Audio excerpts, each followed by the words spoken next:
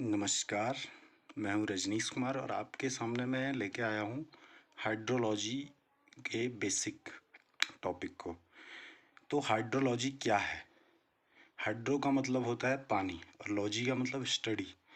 तो पानी के बारे में स्टडी करने को हाइड्रोलॉजी कहते हैं। तो पानी का मतलब सिर्फ लिक्विड वाटर नहीं है। पानी का मतलब है लिक्विड, सॉलिड एंड वर्पर वर्पर मतलब गैस। तो लिक्विड में तो आपका जो पानी आपको दिखता है वो हो गया, सॉलिड में हो गया आपका बर्फ़ हो गया, ग्लेशियर हैं, और आपका गैसियस स्टेज जो हो गया उसका वो हो गया आपका जलवाष्प हो गया, जो आपको बादल दिखते हैं वो। तो हाइड्रोलॉजी हो गई आपकी पानी के बारे में स्टडी करना, पानी के बारे में पढ़ाई करना।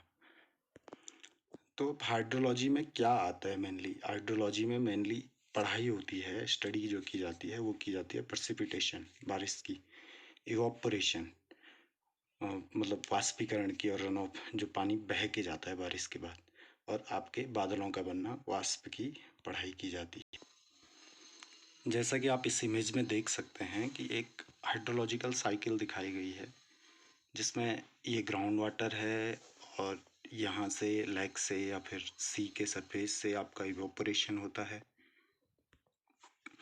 यहाँ से आपका इवापोरेशन होता है और ये आपका बादल बन के धीरे धीरे मूव करके ठंडा होके फिर से प्रेसिपिटेशन आ जाता है, और ये सरफेस रन ऑफ और या फिर ग्राउंड वाटर के रूप में हमको फिर से पानी मिलता है। तो इस सोर्स में, इस पूरे प्रोसेस में मेन सोर्स जो ऊर्जा का है वो है आपका सूर्य। सूर्य जब हीट करेगा अर्थ को, तो यहाँ से आपका इवापोरेशन होगा, इवापोरेशन इवापोर ट्रांसपिरेशन, और वो जाके आपको बादल के रूप में प्राप्त होगा, और बाद में वो ठंडा होके बारिश के रूप में प्रेसिपिटेशन मिलेगा आपको। हाइड्रोलॉजी में स्टार्ट में एक टर्म आता है वाटर बजट। तो वाटर बजट क्या है? वाटर बजट है जो आपका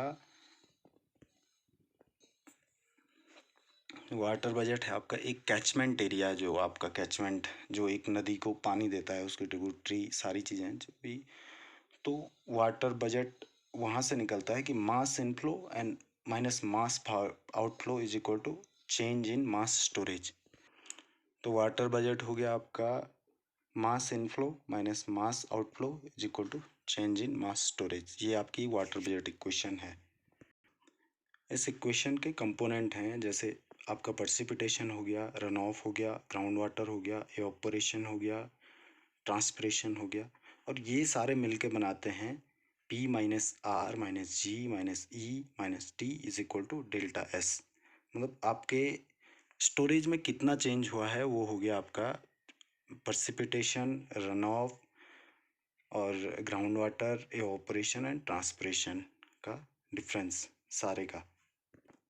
एक टर्म और आता है इसमें जिसको बोलते हैं कैचमेंट एरिया।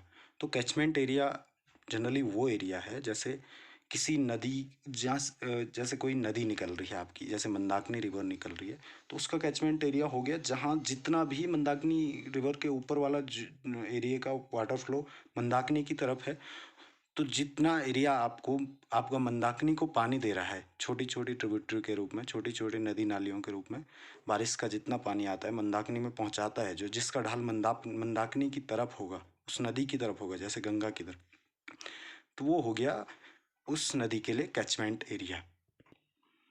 और इस सारे प्रोसीजर को एक टर्म का नाम दिया जाता है हाइड्रोलॉजिकल साइकिल। मतलब ये एक साइकिल है जो चलती रहती है, जो कांस्टेंट रहता है हमेशा। मतलब वो आपको या तो बर्फ के रूप में दिखेगा या फिर बारिश के रूप में, भाप के रूप में, समुद्र में जो जल स्टोर है वो। तो ये अपने आप में एक कांस्टेंट रहता है। इस चक्र को हाइड्रोलॉजिकल साइकिल कहते हैं। तो हम अपने नेक्स्ट टॉपिक की तरफ चलते हैं, पर्सिपिटेशन। पर्सिपिटेशन क्या है? पर्सिपिटेशन है आपका बारिश, स्नोफॉल। तो प्रेसिपिटेशन हो गया आपका वातावरण से, आपका जितना भी वायुमंडल से जितना पानी आपका अर्थ पे पहुंचता है जिस किसी भी तरीके से, वो आपका बारिश हो गया, स्नोफॉल हो गया, हेल हो गया, या फिर आपका ड्रिजल हो गया, ये सारा हो गया आपका प्रेसिपिटेशन। अब जो फॉर्म होते हैं प्रेसिपिटेशन के टाइप, कितने टाइप से प्रेसिपिटेशन होता है, तो ये आपका होता है rainfall, snowfall, drizzle, glaze, sleet and hail. तो आपका इतने टाइप से प्रेसिपिटेशन होता है, मतलब आप इतने टाइप से वायुमंडल से पानी हमारी अर्थ पे पहुंचता है, धरती पे पहुंचता है। तो आपको बताते हैं कि प्रेसिपिटेशन में इसको डिवाइड कैसे किया जाता है कि ये रेन है या फिर कोई और फॉर्म है। तो रेन हो गया जो आपको 0.5 mm से बड़ा साइज होगा जिस वाटर ड्रॉप का, वो आपका रेनफॉल में आएगा, रेन में आएगा। और जब आपका वही वाटर ड्रॉप एक क्रिस्टल के रूप में आएगा तो वो आपका हो जाएगा स्नो। और जब आपका 0.5 mm से छोटा साइज हो जाएगा वाटर ड्रॉप्स का जो एटमॉस्फेयर से आपको आपके अर्थ पे पहुंच रही है, तो वो ड्रिजल हो जाएगी। और आपकी ग्लेज हो गई कि जब आपका रेन और ये ड्रिजल अर्थ सरफेस पे पहुंचता है और तुरंत फ्रीज हो जाता है, तो वो हो गया आपका ग्लेजिल।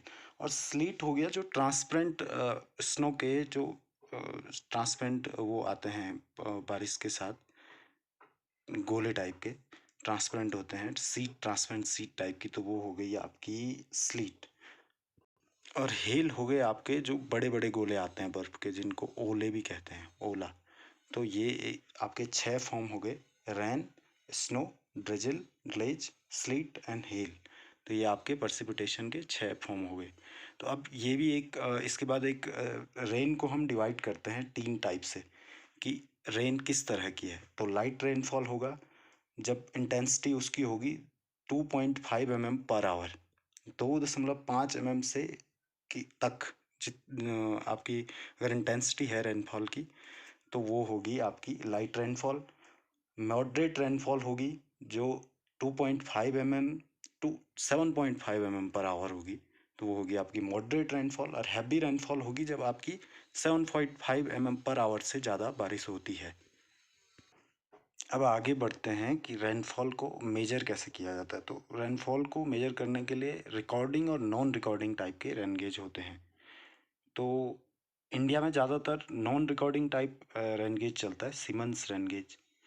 जो सिमंस टाइप रेन गेज होता है वो होता है आपका 12.7 सेंटीमीटर साइज का एक सर्कुलर सिलेंडर टाइप का होता है, जिसकी 30.5 सेंटीमीटर हाइट होती है, सॉरी, तो 30.5 सेंटीमीटर हाइट का ये आपका एक बॉक्स सिलेंडर टाइप का होता है, जिसमें एक फनेल लगी होती है ऊपर, और नीचे एक बोतल कलेक्ट करने वाली कलेक्टिंग बोतल लगी होती है, जो आपको जैसे बारिश हो जाती है तो ये इस बोतल में कलेक्ट हो जाएगा। और आप उसको चेक करने जब टीम देखने वाले लोग आएंगे तो वो चेक करेंगे कि एक आवर में कितना या कितना सेंटीमीटर का बारिश हुआ है।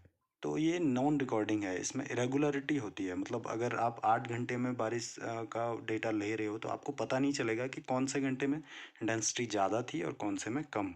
और जो आपका रिकॉर्डिंग टाइप रेन गेज होता है उसमें वो आपका पर आवर किस हिसाब से, मतलब उसमें आपका रिकॉर्ड करने का वो व्यवस्था होती है, तो वो रिकॉर्ड करता है कि कब कितने कौन से आवर में कितनी इंटेंसिटी थी, वो आपको ग्राफ प्लॉट करके देगा। तो इसके ये 3-4 टाइप के होते हैं।